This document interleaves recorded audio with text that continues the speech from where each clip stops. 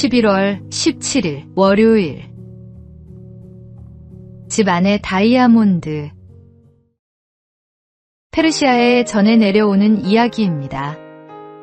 알리하베프라는 농부는 큰 농장과 과수원을 경영하며 부유하게 살았습니다.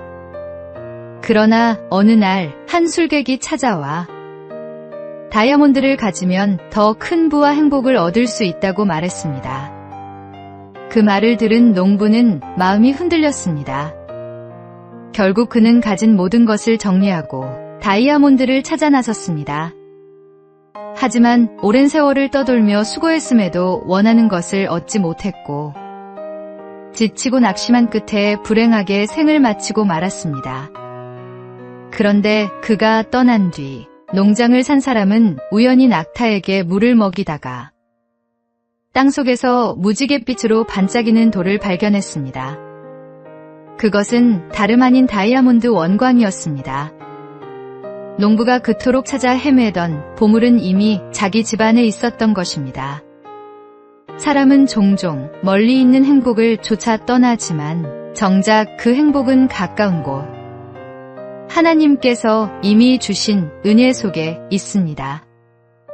우리 가정, 건강, 믿음, 그리고 일상 속에 숨어있는 감사의 제목이야말로 진짜 보물입니다. 먼 곳을 바라보며 아쉬워하기보다 오늘 내 앞에 주신 은혜에 만족할 때 삶은 가장 풍요로워집니다. 오늘의 말씀. 어떠한 형편에든지 나는 자족하기를 배웠노니. 오늘의 만나. 지금 누리고 있는 은혜를 소중히 여기십시오. 참된 만족과 행복은 이미 하나님께서 주신 것 안에 있습니다.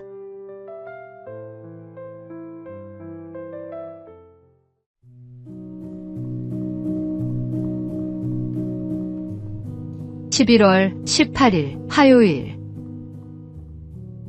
늦지 않은 사과.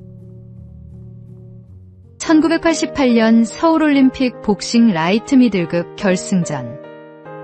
한국의 박시현 선수와 미국의 로이 존스 주니어가 맞붙었습니다. 펀치수 86대 32. 압도적 우세는 로이 선수에게 있었지만 심판은 박 선수의 판정승을 선언했습니다. 충격과 논란은 거셌고 이 경기는 올림픽 역사상 최악의 오심으로 기록되었습니다.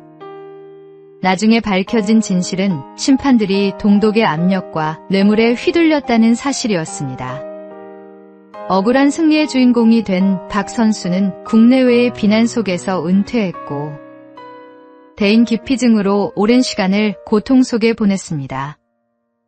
그러나 35년이 흐른 뒤 그는 마침내 용기를 냈습니다. 직접 로이 선수를 찾아가 금메달을 건네며 이 메달은 당신의 것입니다라고 고백한 것입니다. 두 선수는 뜨겁게 포옹했고 박 선수는 비로소 마음의 짐을 내려놓을 수 있었습니다. 진실을 바로 세우는 용기는 결코 늦지 않습니다. 용서와 화해는 하나님께서 주시는 가장 큰 선물입니다. 오늘의 말씀. 용서하라. 그리하여야 하늘에 계신 너희 아버지께서도 너희 허물을 사하여 주시리라 하시니라. 오늘의 만나. 마음속 오래된 짐이 있습니까? 늦었다 생각될 때라도 용기 내어 사과하고 화해하십시오. 그 순간 하나님의 은혜가 임합니다.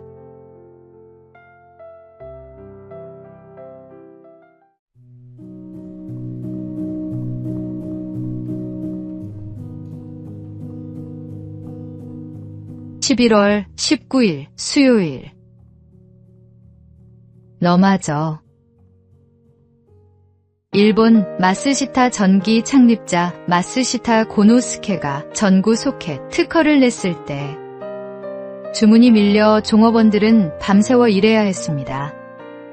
그는 납품 물량을 끝내야 하니 조금만 더 힘내달라고 부탁했습니다. 그러나 그가 자리를 비우자 기계 소리는 하나둘 멎었고 종업원들은 밖으로 나갔습니다. 마지막까지 남아있던 한 직원마저 나가려 할 때 마스시타가 숨을 헐떡이며 돌아왔습니다. 그는 간절히 말했습니다. 내가 그렇게 부탁했는데 게다가 너마저 나가겠다는 거야? 그 순간 직원은 너마저라는 말에 눈물이 핑 돌았습니다. 사장이 자신을 그렇게 믿어주고 있다는 사실이 가슴 깊이 와닿았기 때문입니다.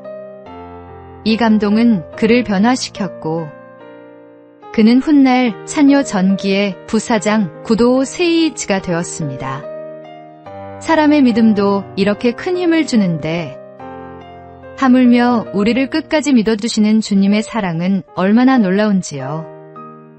당신을 믿어주시는 주님의 사랑에 감사하며 충성을 다하십시오. 오늘의 말씀. 나를 능하게 하신 그리스도 예수 우리 주께 내가 감사함은 나를 충성되이 여겨 내게 직분을 맡기심이니. 오늘의 만나. 주님이 당신을 믿고 맡기신 자리를 소중히 여기십시오. 감사로 충성을 다할 때 하나님께서 귀히 쓰십니다.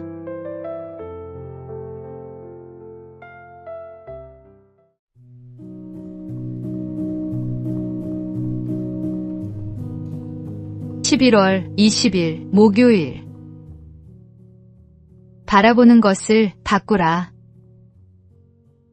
한 여인이 있었습니다. 선장이었던 남편을 폭풍 속에서 잃고 세 아들과만 살아가야 했습니다. 그러나 세월이 흘러도 바다는 그녀의 가정을 계속 시험했습니다. 큰아들은 아버지를 따라 선원이 되었지만 끝내 바다에서 목숨을 잃었고 둘째 아들도 같은 길을 걸으며 세상을 떠났습니다. 이제 막내마저 선원이 되겠다고 하니 어머니의 근심은 깊어졌습니다. 이 사정을 알게 된 목사님이 집을 방문해 말했습니다. 아드님 방에 걸린 그림을 바꾸십시오. 그곳에는 늠름한 선장의 모습과 푸른 바다가 담긴 액자가 걸려 있었습니다. 목사님은 그것 대신 평화로운 농촌 풍경이 담긴 그림을 걸어주었습니다. 세월이 흐른 뒤 가족은 실제로 농촌으로 이주하게 되었고 새로운 삶을 열 수 있었습니다. 바라보는 것이 바뀌어야 새로운 것에 도전할 수 있습니다. 인생의 방향이 달라질 수 있습니다. 하나님을 바라보십시오. 하나님은 그분을 바라보는 자를 닮은 자로 변화시켜 주십니다. 오늘의 말씀. 내가 산을 향하여 눈을 들리라. 나의 도움이 어디서 올까? 나의 도움은 천지를 지으신 여호와에게서로다. 오늘의 만나. 우리가 무엇을 바라보며 사느냐가 우리 인생의 방향을 결정합니다. 오늘 주님을 바라봅시다.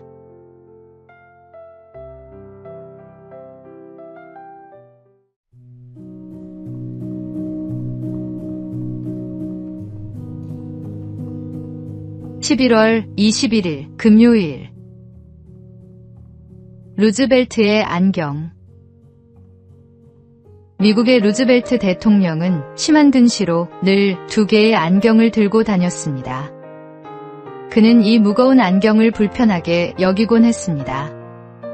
그런데 밀워키에서 연설하던 중 한 청년이 그를 향해 방아쇠를 당겼습니다. 총알은 가슴을 정확히 겨냥했지만 놀랍게도 루즈벨트는 약간의 상처만 입고 살아났습니다. 그 총알이 그의 양복 안주머니에 있던 강철 안경지대 맞아 굴절되었기 때문입니다. 평소 귀찮게 여기던 안경이 오히려 그의 생명을 지켜준 것입니다. 우리의 삶에도 이런 일들이 있습니다. 무겁고 귀찮게만 느껴지는 짐이 사실은 우리를 지키는 울타리가 될 수 있습니다. 하나님은 때로 우리가 불편하다 여기는 것을 통해 뜻밖의 은혜를 주십니다. 불필요하게 보이는 약점이 나를 겸손하게 하고 사소해 보이는 것이 위기의 순간 가장 큰 힘이 될 때가 있습니다. 그러므로 작은 불편에도 감사하며 살아가는 사람이 결국 하나님의 보호와 은혜를 경험하게 됩니다. 오늘의 말씀. 내 은혜가 내게 족하도다. 이는 내 능력이 약한 데서 온전하여짐이라. 오늘의 만나. 지금은 무겁게 느껴지는 것도 훗날 감사의 이유가 될 수 있음을 기억합시다.